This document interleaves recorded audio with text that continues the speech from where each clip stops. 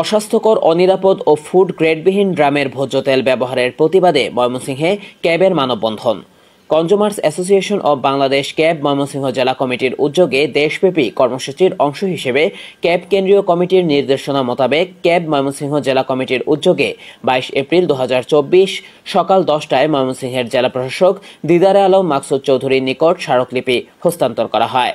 Consumers association of Bangladesh cab Mymensingh জেলা কমিটির সভাপতি অ্যাডভোকেট এম এ কাশেম, সহ সভাপতি অ্যাডভোকেট আব্দুল মোতালেব লাল, সাধারণ সম্পাদক জি এম রহমান ফিলিপ, সাংগঠনিক সম্পাদক সুমন চন্দ্র ঘোষ জেলা প্রশাসকের নিকট স্মারকলিপি হস্তান্তর করেন।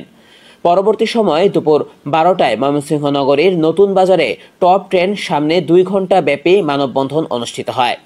অস্বাস্থ্যকর, অনিরাপদ ও ফুড গ্রেডবিহীন ড্রামের ভোজ্য তেল ব্যবহারের প্রতিবাদে ক্যাব ময়মনসিংহ জেলা কমিটির সভাপতির সভাপতিত্ব করেন অ্যাডভোকেট এম এ কাশেম।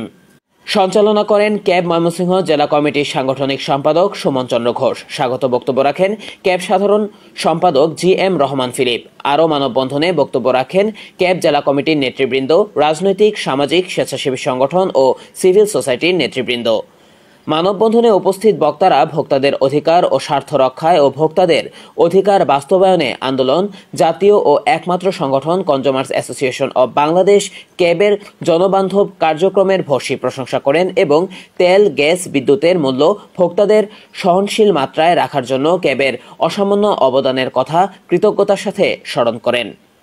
এদিকে ক্যাবের নেতৃবৃন্দ ও মানববন্ধনে উপস্থিত সংগঠনবৃন্দ অস্বাস্থ্যকর, অনিরাপদ এবং ফুড গ্রেডবিহীন, মানব স্বাস্থ্যের জন্য ক্ষতিকর খোলা ভোজ্য তেলের ব্যবহার নিষিদ্ধকরণে সরকার প্রণীত আইনের যথাযথ বাস্তবায়ন প্রত্যাশা করেন।